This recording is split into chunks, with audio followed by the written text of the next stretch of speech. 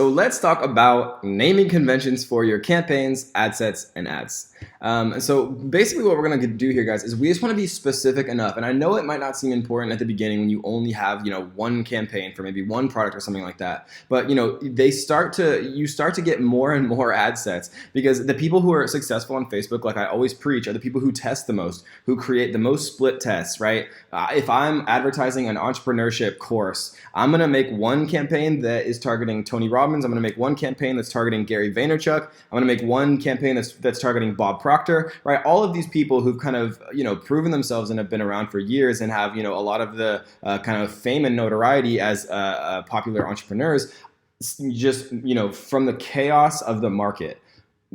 For whatever reason, people who like Gary Vaynerchuk might literally be 10 times more likely to make a purchase from me than people who like Tim Ferriss or than people who like Oprah, right? So, you won't be able to figure that out. And no matter what I think or what you think or what anyone thinks, the only way to know for sure is by testing the market, guys. And how you do that is by creating split tests, and a lot of them. And so, unless you actually name your campaigns and your ad sets kind of correctly from the start and get into that habit, it's going to become very confusing, what you're actually trying to accomplish. And so if we're actually going to run, for example, like a traffic campaign, we're going to run it for, our brand new top of the line, cutting edge Corgi merch. I would say like Corgi t-shirt traffic campaign, and I would say May 2018.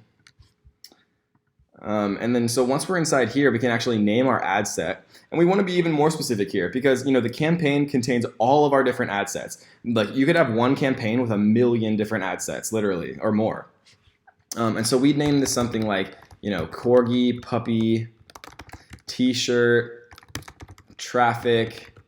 And then we'd want to name the actual graphic itself. So this would be like the Core Geek one with the little glasses on our Corgi, Core Geek graphic #1 if we had multiple of them. And then maybe for this specific ad set, we're going to target males who are 25 through 34, and we target people whose interests include PetSmart and Welsh Corgis. Right, so that is a ridiculously detailed ad set name. But then when you're actually, going to evaluate which ad sets are performing, which ones are getting you, cost per clicks that are $1 versus cost per clicks that are 25 cents, right? Or which ones are getting you cost per purchases that are $3 versus cost per purchases that are $10, right? So obviously you want to optimize and scale the ones that are getting you the lowest cost per purchase, right? Cost of advertising per purchase that you can possibly get. And so if we did this one, right, just to illustrate, so if we did this, it's males 25 through 34. So we just come down here and choose 25 through 34 who are men. We could do even people who speak English. And for interest, we might do PetSmart. You want to make sure that you choose the right PetSmart, right? Employers of PetSmart, schools or universities that are PetSmart, you don't want to choose these two. You want to make sure that you actually choose the interest of PetSmart. And you can tell right here where it says size. So people who go to the PetSmart University, whatever that is, only 2,700. Or people who actually have the employer PetSmart, there's 116,000. Versus people who are interested in PetSmart, and PetSmart products is 4.5 million. So we could choose that one.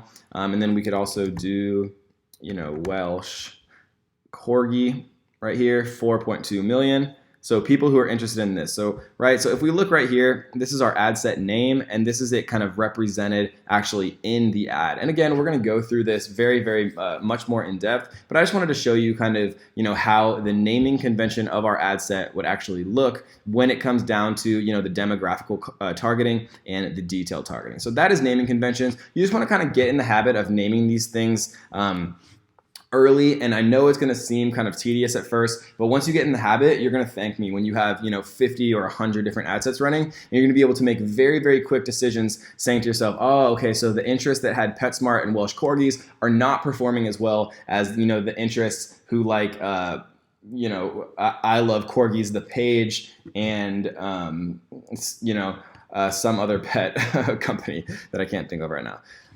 So let's talk about the Ninja methodology. Right, so the Ninja methodology basically allows you to, in a very intelligent way, kind of hone down on a ton of different split tests kind of in the most efficient way as you possibly can. So the overall strategy, guys, and how this works is to set up a huge number of shots in the dark, kind of using different images, because the first thing that we want to narrow down is which image is performing the best, right? You never want to just come at an advertising campaign with one image. You generally want, at the minimum 3, but I like to have 5 different kind of high quality images. Maybe one has like a smiling corgi with a little 20% off in the corner, and one is like a video of a bunch of corgis playing. One is, a picture of like a beautiful woman smiling, like holding her corgi puppy. One's like a picture of, a bunch of corgi puppies with their mom. All of these different types of things that kind of would appeal to people who would be interested in corgi t-shirts, and people who would be interested in buying merchandise related to adorable little corgis. And so the first thing that we need to figure out, guys, is which graphic of those 5 is the most kind of effective and efficient at driving what we want, right? Whether it's traffic to our site or add to cart or purchases, obviously, is what most people would want. And so how we do this is, we create one kind of master targeting. And so what we would do is we would say, okay, these are the people that I think, are the most likely to buy. And we can get this information, again, from audience insights, right? I hope you're kind of thinking ahead while I'm talking right now, because I think you're starting to get, how these things all kind of play together and why it's so important to have this base. Hopefully, I promise I'm not just, saying all of this.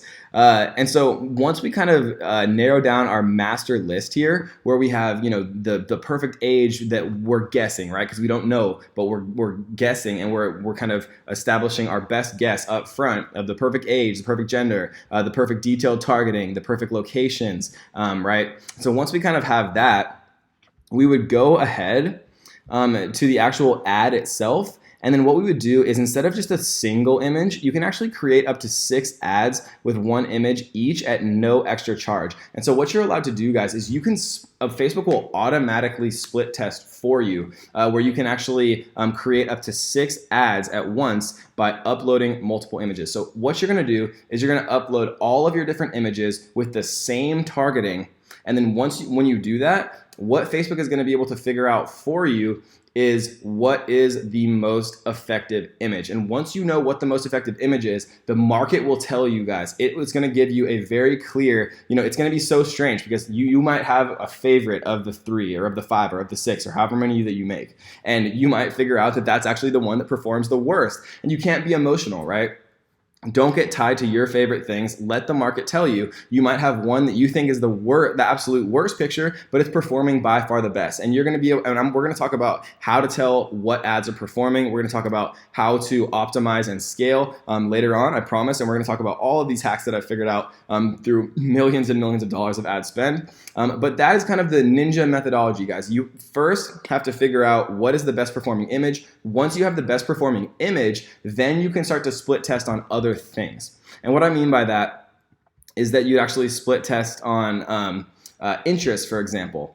And we're going to talk about the ninja way to do that, which is going to be one of the most exciting parts of this entire course. But I'll give you a little hint. It is right here. Instead of creating new ad set, create multiple new ad sets. And we're going to talk about variants. And we're going to talk about the slickest ways to set this all up, guys. But I promise you we will get to that. But first, we got to finish out this solid foundation. I promise it's coming to a close, and we're going to get to the super, super exciting stuff. So that is the ninja methodology.